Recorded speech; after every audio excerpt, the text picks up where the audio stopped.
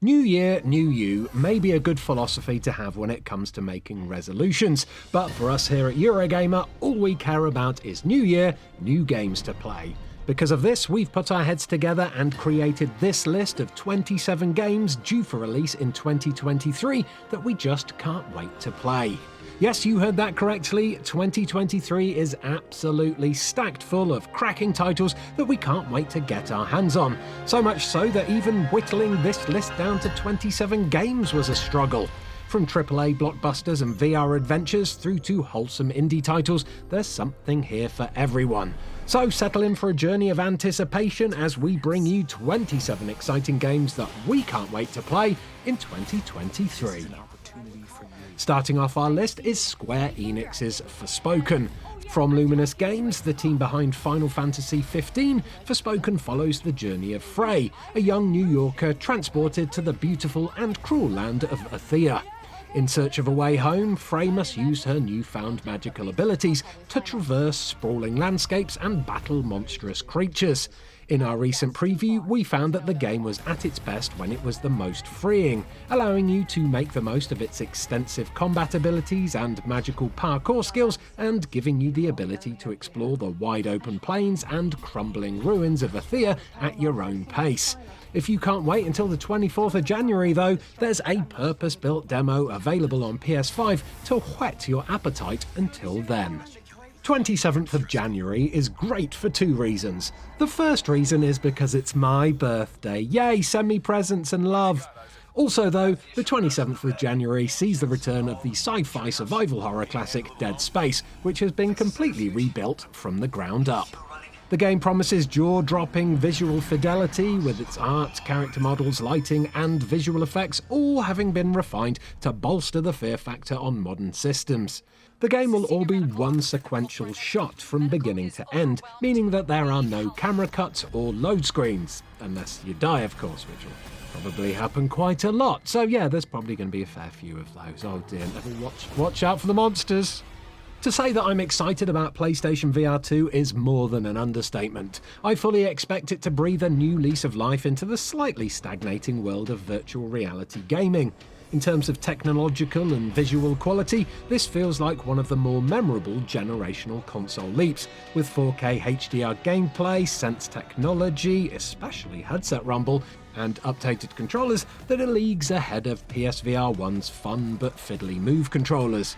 It really is a huge step forward for PSVR in general, but as a simple-to-use, easy-to-wear piece of hardware, I can see it being a huge hit with VR fans, new and old. Octopath Traveller is an absolute gem of a JRPG on Switch, and its sequel looks to continue carrying that torch. It takes place in a new era from the original, and it involves 8 new characters whose adventures you'll get to individually play. And it looks as deliciously dinky and delicate as Octopath Traveller did before it, taking the series' HD 2D graphics, a fusion of retro pixel art and 3D CG to even greater heights. Technically not a full release, sure, but the 24th of February will see the launch of Kerbal Space Program 2 into early access, and the constant drip of new systems, features and updates was part of the joy of the original, with something new to discover every time you came back to the game.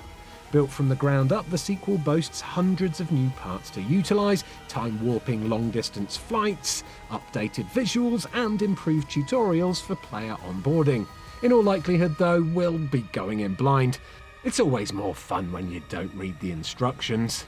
In contrast, Darkest Dungeon 2 is currently in early access and due to have its 1.0 release at some point in February. A challenging gothic RPG about the stresses of dungeon crawling, you will lead a band of heroes on a perilous side-scrolling descent, dealing with a prodigious number of threats to their bodily health, and worse, a relentless assault on their mental fortitude. This isn't a game about being heroic, it's a game about surviving and scraping through. This time around, Darkest Dungeon has a much more roguelike feel, always tempting you into having just one more go. Like a Dragon Ishin originally released for PlayStation 3 and PS4 in Japan back in 2014, transplanting the chaotic Yakuza formula to the late Edo period for a historical slice of samurai action. This remake has been built from the ground up for its Western release, and it follows protagonist Sakamoto Ryoma as he returns to his home in Tosa, where, after a run-in with a high-ranking samurai, he's sentenced to be executed. Wap wap! Needless to say, this particular crisis is averted, and Ryoma finds himself on a quest through 1860s Kyo that serves up another distinctive slice of story, action, and minigames that should be familiar to Yakuza fans, even if the setting isn't. Wolong Fallen Dynasty was one of the hottest games at EGX 2022, not just because it was next to the Radiators, haha that was a joke, with constant lines and people repeatedly going back for more. From Team Ninja and the producers of Nioh and Bloodborne, the game is a dark Souls-like set in China's Three Kingdoms, albeit a fantasy version of these, plagued by demons and featuring swordplay inspired by martial arts.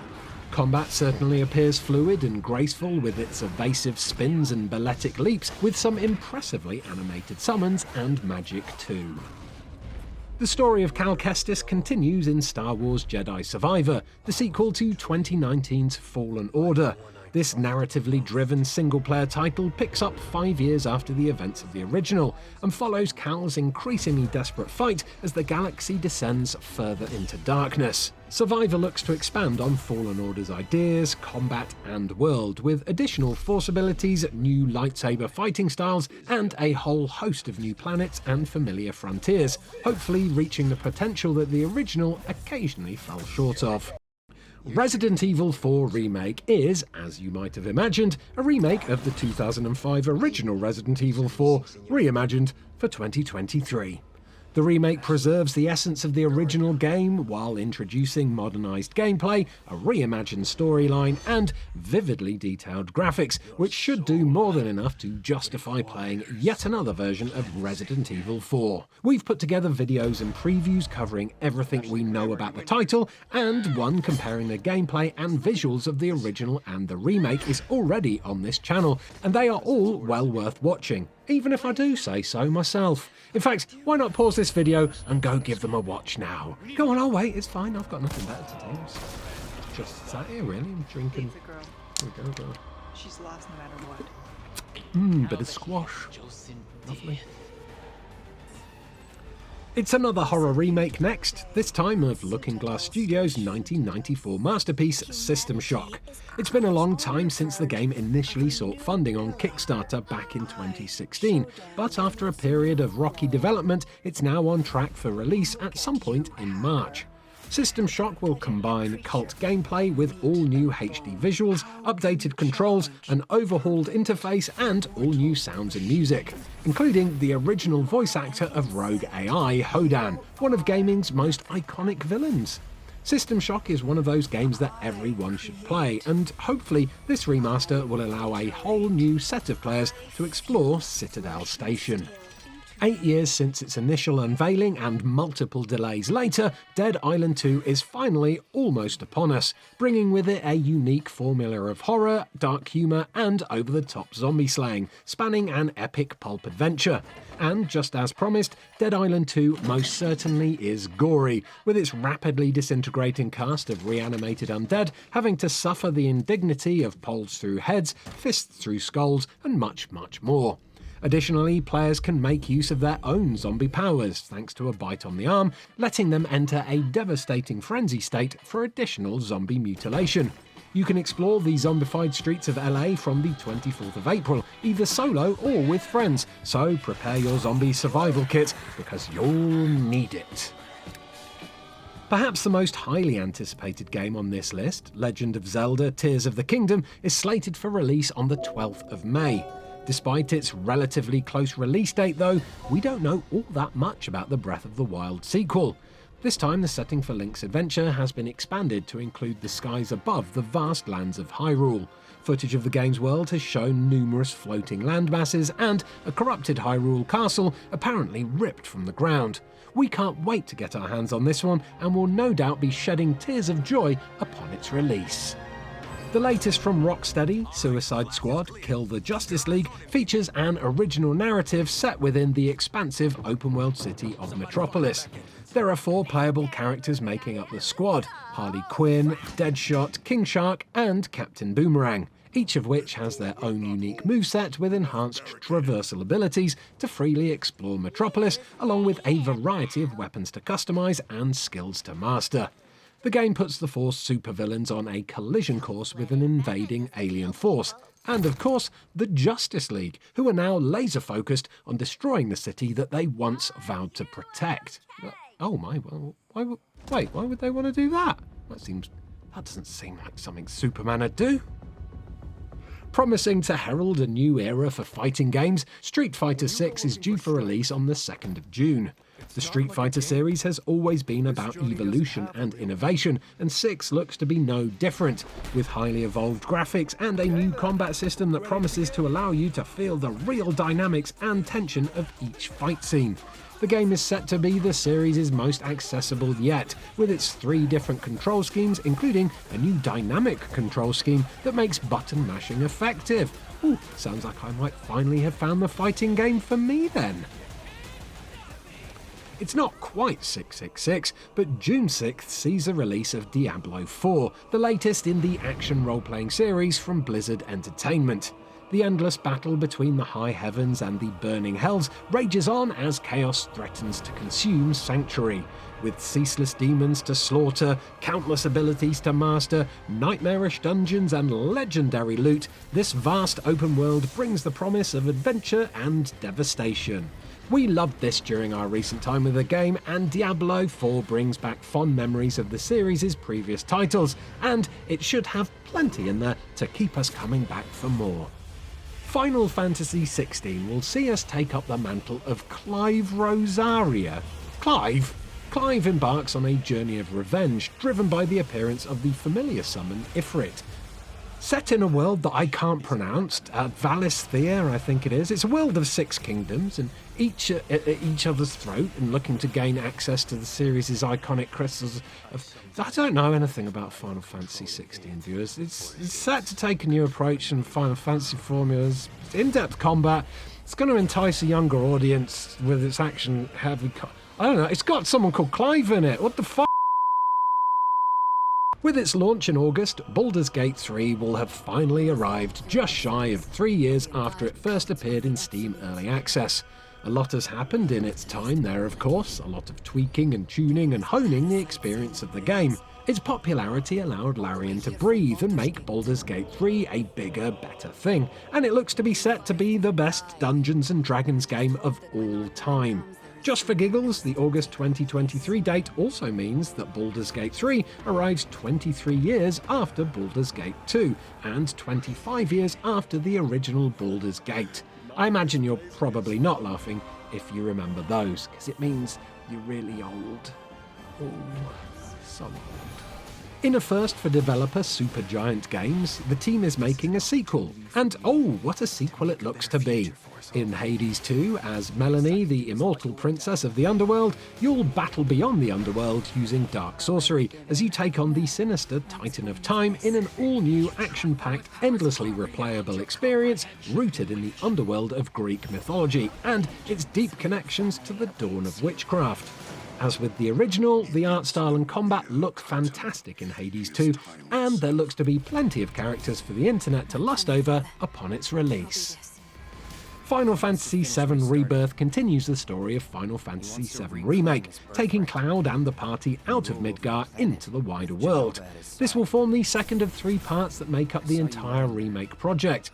We don't know that much about Rebirth yet, but from the footage available, it looks like the team is expanding upon the differences in Remake and truly playing with the story of the original.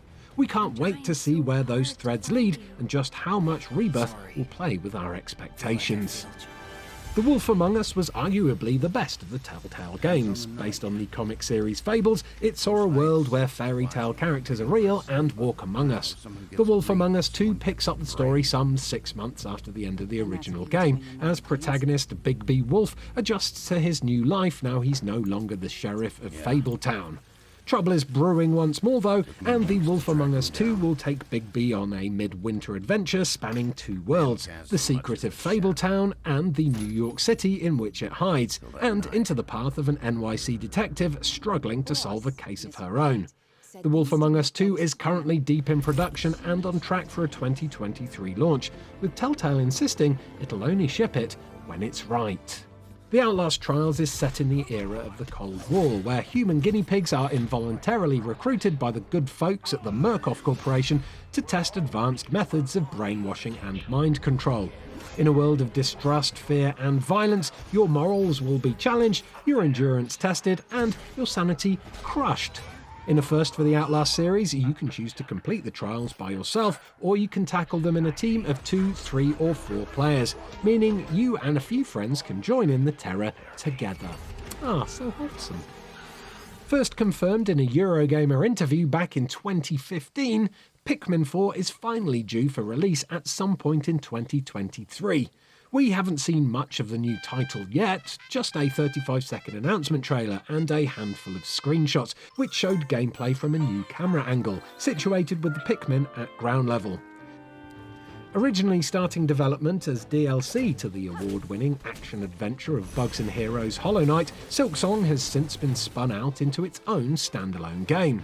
As the lethal hunter Hornet will journey to all new lands, discover new powers and battle vast hordes of bugs and beasts. The world of Silksong feels very much created for Hornet. It's tailored to her playstyle, so it's new and exciting to traverse, all the while maintaining the fluidity and familiar level design of the game that came before it. Published by NeoWiz and developed by Round 8 Studio, Lies of P has a brutal and dark world and the kind of action role-playing gameplay established by From Software's Soul series. In short, it looks like Bloodborne with Pinocchio as the playable character. It's inspired by the classic Italian novel Pinocchio from Carlo Collodi, and it's set in the once beautiful city of Krat.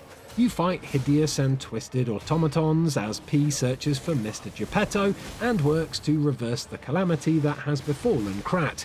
As you'd expect from Pinocchio, telling porkies plays a big factor in the game, affecting interactions with NPCs, who you trust, who will help you along the journey, the types of enemies you come across, and ultimately, the ending of the game. Assassin's Creed Mirage is set in Baghdad and begins in the year 861, when the city was a bustling metropolis and a commercial and cultural crossroads, serving as the perfect dense urban hunting ground for the Hidden Ones. The game will follow Basim ibn Ishaq, who you may recognise from Valhalla, as he rises through the ranks of the Proto-Assassins and crosses paths with the Order of the Ancients, the group which would, post-Valhalla, become the Templars.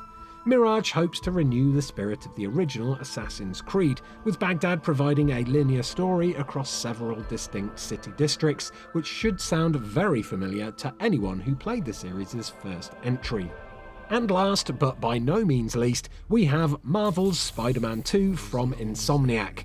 The eagerly awaited sequel to 2018's acclaimed open-world swing-em-up will arrive on PS5 next fall, which is something Peter Parker probably doesn't want to be doing.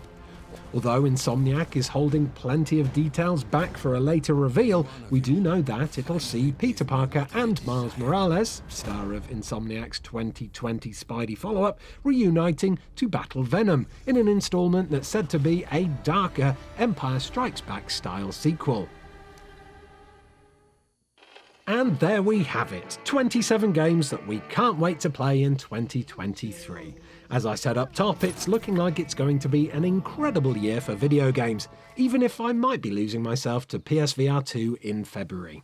What's your most anticipated game of 2023? Have we missed anything that you're looking forward to? Let us know in the comments below. Oh, and do give this video a like if you've enjoyed it, of course. It's, much appreciated. And do subscribe to Eurogamer.net for almost daily videos about video games. And of course, thank you all so much for watching. And do have a happy new year from all of us here at Eurogamer. Games! Games! Games!